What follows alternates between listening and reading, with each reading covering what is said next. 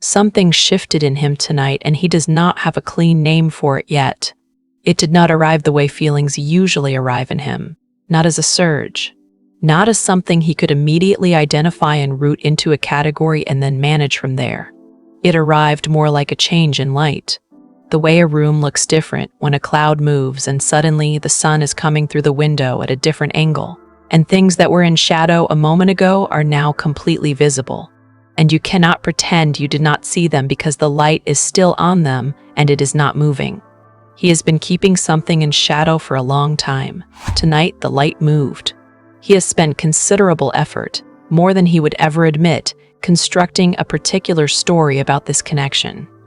A story that lets him make sense of his choices. A story that makes walking away feel like the rational thing, the self-protective thing, the thing a person with a clear head and a healthy relationship with himself would do. That story has been load-bearing. It has been holding something up. And tonight, something about the sky, about the particular quality of this April night, about the fullness of a moon that is currently sitting directly in the part of the sky that governs the person he is not supposed to be thinking about, is doing something to the structural integrity of that story. He can feel it cracking, not collapsing, not yet. But the hairline fractures are there, and he can feel them. And that feeling is the most uncomfortable thing he has experienced in this entire journey of trying to be someone who has moved on. You probably felt something shift tonight too, even before you clicked on this video. A quality of the evening that felt different from recent evenings. Something in the air that was not quite tension and not quite anticipation and not quite hope, but was in the vicinity of all three. Something that made you want to understand what was happening. This is what is happening. If that is landing somewhere real, leave a like and subscribe so you do not miss what comes next. Drop. The truth was always there in the comments. Because what is being revealed tonight was not hidden by the universe. It was hidden by him. And it is time to understand what it actually is. Leave it below. There is something I want to offer you before we go further. Because what you are navigating right now is not generic.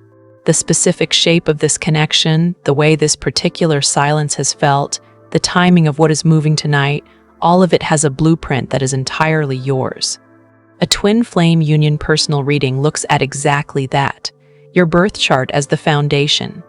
Through the lens of astrology and twin flame energy, it reveals where you actually are in this journey right now, what the universe is currently building between you, and what your soul contract with this person truly means at this depth. You receive a personal audio reading delivered straight to your inbox and a detailed PDF report you will return to again and again as the stages unfold. This is not a sign-by-sign forecast. This is your map, your coordinates, your specific cosmic blueprint read with specific eyes. If you are ready to stop navigating this by feel alone, the link is in the description below. Now, let us go into what is actually happening tonight. Tonight, April 1st, 2026, the full moon perfects in Libra at 12 degrees 21 minutes, exact at 10:11 p.m. Libra is not a comfortable sign for avoidance. Libra is the sign of the mirror, the sign of the other, the sign that, by its most fundamental nature, cannot look at itself without simultaneously looking at the person across from it. Libra is always aware of the counterpart, always aware of what has been given, what has been withheld, what the actual balance is between two people beneath whatever either of them is performing. A full moon in Libra does one specific thing with extraordinary precision. It illuminates the gap between what is being performed and what is actually true in a relationship, not the stated terms of a connection, the energetic reality, the living, breathing, currently active reality of what is actually moving between two people, whether or not either of them has consented to its movement. And it illuminates this for the person who most needs to see it. That is him tonight. Venus rules Libra, and Venus is currently in Taurus, freshly settled into her home sign after weeks of moving through Aries. Venus in Taurus does not perform and does not strategize and is not interested in appearances. She is interested in one thing: what is real, And she asks that question with the particular quiet authority of a planet in its domicile. A planet that has full resources and full expression and cannot be argued with. Only answered. What Venus in Taurus is asking him tonight is the question he has been structuring his entire recent life to avoid answering. What is actually true here? Not what he decided, not what he chose, not what the story he has been maintaining says. What is actually presently demonstrably true in his experience of this connection, right now on this specific April night with the full moon in full light above him, and the mirror of Libra pointed directly at the thing he has been refusing to look at directly. The answer to that question is not what his story says it is, and he knows that now. He has known it longer than tonight. But tonight, he cannot find a way to not know it. That is the specific function of a full moon. It does not give you new information. It removes your ability to successfully look away from information that was already there. Let me be specific about the story he has been running because vague descriptions of masculine avoidance do not serve you. The actual content of his internal narrative is something that can be named with precision, and naming it with precision is what makes it possible to understand why tonight is different from every other night of this separation. The story has two parts and they have to coexist, which is the problem. The first part is this. He tells himself that what he felt in this connection, while real and significant, was ultimately the product of circumstances, of timing, of a particular emotional state he was in when you met, of the specific vulnerability of that season in his life. The story says that what felt singular was actually the result of conditions that could recur with someone else, that the intensity he experienced was about him, about his readiness at that moment, about what he needed to encounter, not about you specifically and not about a connection that has no equivalent. This part of the story makes his choices feel reasonable. If the connection is transferable, if the feeling is reproducible, then choosing to walk away from this particular instance of it is not a loss of something irreplaceable. It is a decision, a preference, a direction. Something a person with agency does when a situation is not working, not a surrender of something that cannot be found again. The second part is this. His body does not believe the first part. His body has been living in the truth of this connection since the beginning, and no amount of narrative restructuring has changed what his body knows. The particular quality of being around you, the specific kind of aliveness, the way the world had a different texture when this was active and present and real in his daily experience. His body carries the memory of that not as information, but as a baseline, as the standard against which everything sense is measured, as the frequency that everything else is slightly off from. The body does not take direction from the story. It does not update based on what the mind decides. It keeps its own record. And the record it is keeping is, nothing since has been this. Nothing since has come close to this. Nothing since has even pretended to approach what this was. These two parts cannot both be true. A cognitive scientist named Leon Festinger identified this specific structure in the 1950s and named it cognitive dissonance, the discomfort of holding two beliefs that are logically inconsistent. The first belief says the connection is circumstantial and replicable. The second belief, the one living in his body, says it is not. Both cannot be simultaneously true. But he has been maintaining both simultaneously by the simple strategy of not looking at them directly at the same time, keeping the story in the daylight, where it runs the narrative of his choices, keeping the body's knowledge in the shadow, where it operates without being examined. Tonight, the full moon in Libra has removed the shadow. Both things are in the light at the same time, and they cannot both be in the light and still pretend to be consistent. The inconsistency is now visible, not just felt as a vague discomfort, visible as a structure, as the specific shape of a story that does not hold together under examination. That is what he is sitting with tonight. Not grief, not longing, something more uncomfortable than either of those. The clear and undeniable view of his own self-deception. I want to go deeper into this because the psychological mechanism here is one of the most important and least discussed elements of the divine masculine experience in a twin flame separation, and understanding it changes what you make of his behavior in ways that matter. Festinger's research on cognitive dissonance identified 3 strategies that the mind uses to reduce the discomfort of holding inconsistent beliefs. You change one of the beliefs to make them consistent. You seek new information that supports one belief over the other, tipping the scale until the inconsistency resolves. Or you minimize the importance of the inconsistency, telling yourself that both things can be somewhat true, that the contradiction is not really a contradiction, that the discomfort is not significant enough to require resolution. He has been doing the third thing for a long time, and the minimization strategy requires a specific condition to function. It requires that the 2 inconsistent beliefs never be examined simultaneously. Because the moment they are in the same field of examination, the inconsistency becomes undeniable. The minimization only works when one belief is in focus and the other is slightly out of frame, slightly peripheral, not quite looked at directly. You can maintain the story that the connection was circumstantial as long as you are not simultaneously examining what your body has been registering for months. You can maintain the body's truth as long as you are not simultaneously looking at the story and asking whether the story holds. He has been very carefully managing which one is in focus at any given time. When he is in his mind, running the narrative of his choices, the body's knowledge stays peripheral. When the body's knowledge breaks through, as it does in the unguarded hours, in the small hours of the morning, or the odd moment of a Tuesday afternoon when something catches and you are suddenly there, the story is not in focus. The inconsistency is felt as discomfort but not examined as a structure. Tonight, the full moon in Libra has put both in focus simultaneously. That is not a comfortable experience.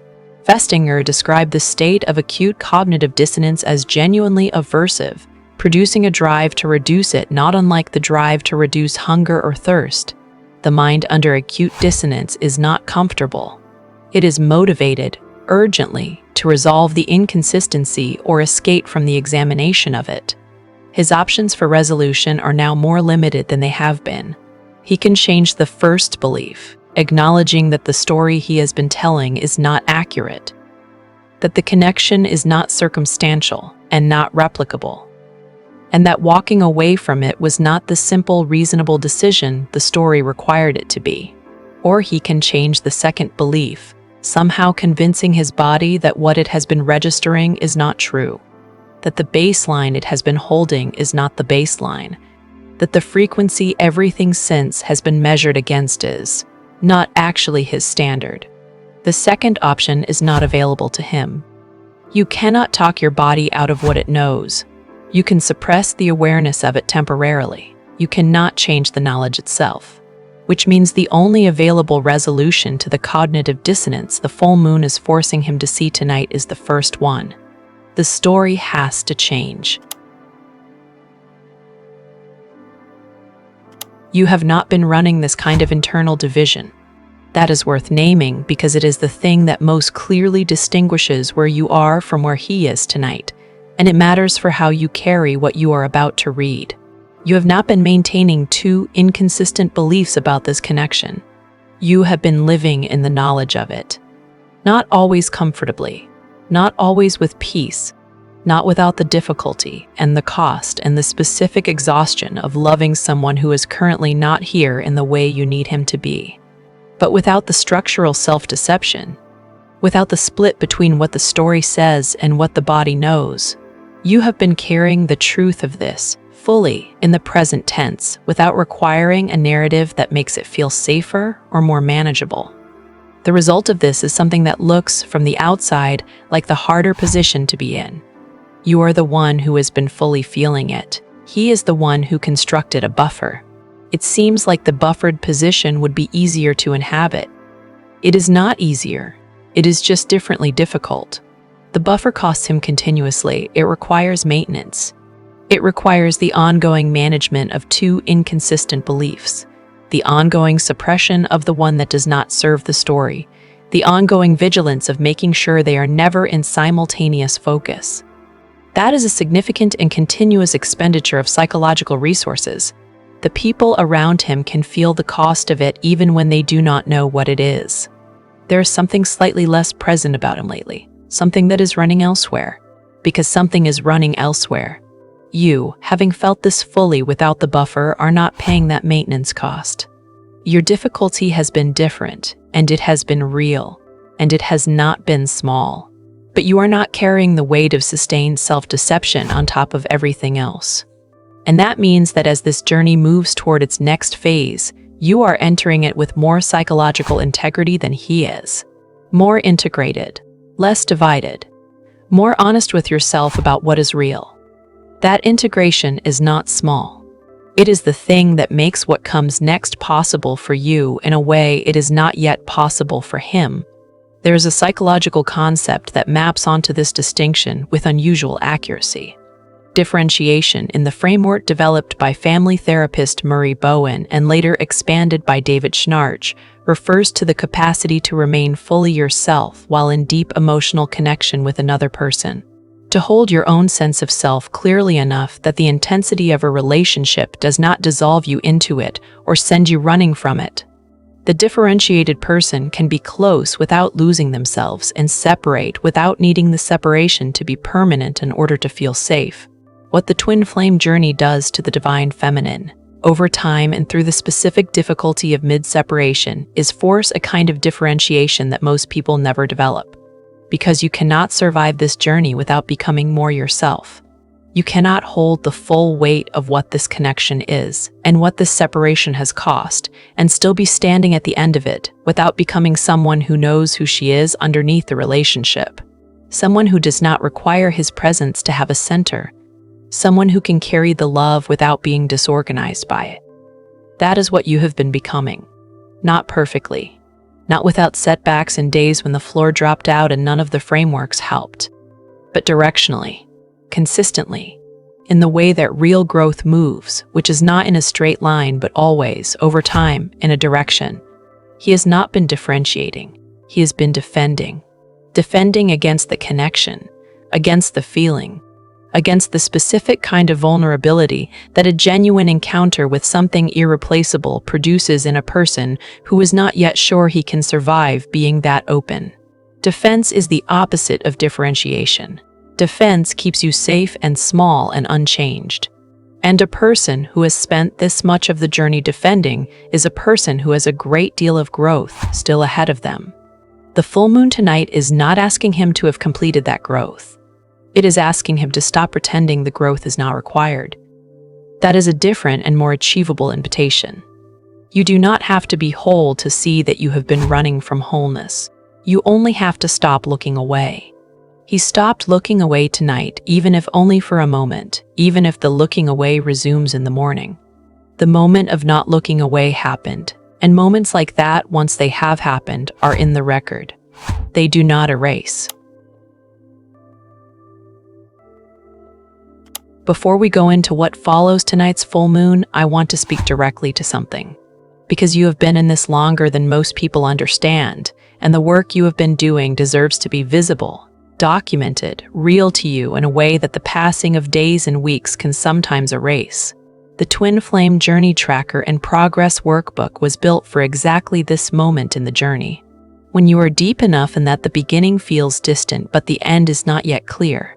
It is a 39-page PDF system with an 8-stage journey tracker, so you know exactly where you are and can see your actual month-by-month movement through the stages. A synchronicity log so the signs stop slipping through the gaps of memory. A daily self-love checklist that keeps you, your actual life, and your actual well-being at the center of the story rather than perpetually off to the side of it. Weekly reflections that surface patterns you would miss otherwise. Monthly reviews that make the invisible visible, that show you in black and white how much has actually shifted even when the internal experience of it felt like standing still. You have been doing the work. This is where you document it. This is how transformation stops being something you feel in moments and becomes something you can see across time. The link is in the description. There is a specific moment that happens in the divine masculine experience when the cognitive dissonance reaches the level it has reached in him tonight, and it is worth describing precisely because it is probably not what you imagine. It does not look like a breakthrough. It does not have the quality of a wall coming down, or a door flying open, or a sudden rush of feeling that overwhelms the containment he has built. It is quieter than that, and in some ways more total. It is the moment when the maintenance of the story becomes more exhausting than the truth of the connection. There is a threshold in every form of psychological self-deception where the cost of sustaining the deception exceeds the cost of acknowledging what is true. Festinger's research documented this threshold in experimental settings. Participants who had been maintaining inconsistent beliefs reached a point where the cognitive and emotional resources required to keep the beliefs from colliding became greater than the aversive experience of letting the collision happen and resolving the inconsistency. He has been approaching that threshold for some time. The full moon in Libra tonight has pushed him past it. Not because the moon adds new information. There is no new information. You are the same person you were 2 weeks ago. The connection has the same quality it had a year ago. His body knows the same things it has always known. Nothing new has entered the equation. What has changed is the angle of the light, and sometimes that is all it takes. The Libra full moon is asking him with the specificity and the full illumination that only a full moon in the sign of the other can produce, to look at both beliefs at the same time. To hold the story and the body's knowledge in the same field of vision. To see the inconsistency not as a vague discomfort he can continue to minimize, but as a clear and specific structure that cannot be maintained without a level of effort he no longer has available. And what he sees when he looks, what he has seen tonight, is that the story was always the fiction. The body's knowledge was always the truth. The connection was never circumstantial. It was never replicable. It was never the product of timing or vulnerability or a particular emotional season. It was, and is, and continues to be something he has not found an equivalent for and will not find an equivalent for.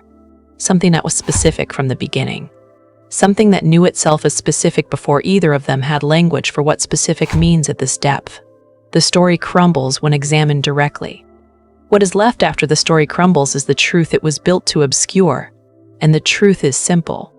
It has always been simple. He has known it the entire time. He knew it when he left. He knew it in the weeks that followed. He knows it now, in the full light of a Libra moon, with Venus and Taurus asking only what is real and the mirror of the full moon pointed directly at the thing he spent all this effort trying not to see. He has never stopped being oriented toward you. The story said he had. The body never agreed. Tonight, the body is louder than the story. Tonight, the body wins. I want to be careful here because this is the place in a video like this where it would be easy to say something that feels good and is not accurate.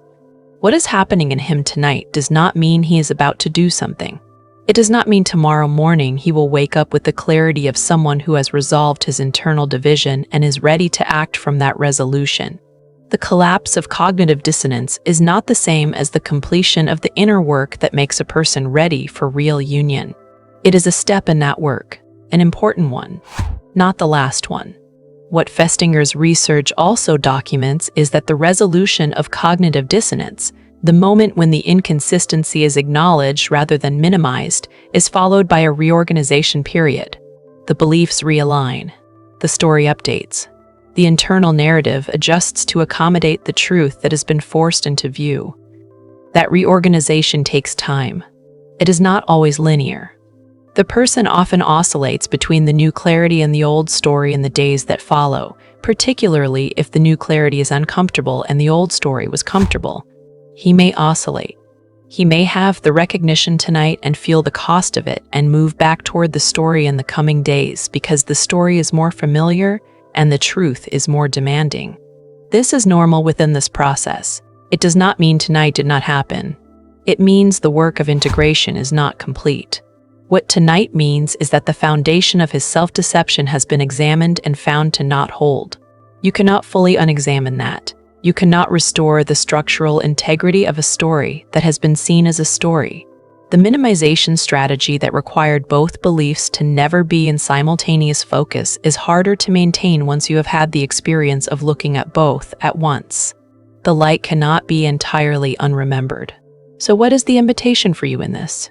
It is not to reach out. It is not to make yourself available in new ways or signal that you are waiting. The full moon has done what the full moon does, and it has done it in him, not through you. The cosmic mechanism is working. Your role in this specific moment is not to intervene in that process, but to continue being who you are. Venus in Taurus is the energy that serves you most right now. The planet that is settled and grounded and entirely uninterested in performance. The planet that knows what is real and does not require the other person to confirm it in order to stay rooted in it. The planet that does not grasp and does not strain and does not adjust herself to be more appealing or more available or more strategically positioned. Venus in Taurus simply is what she is. And what she is enough. It has always been enough. And the truth that is being forced into his awareness tonight is precisely this, that what you are has always been enough. That the story that let him walk away required him to decide you were not. And the story, examined in the full light of a Libra full moon with Venus in her home asking what is real, does not hold. The energy does not dissolve when the full moon passes.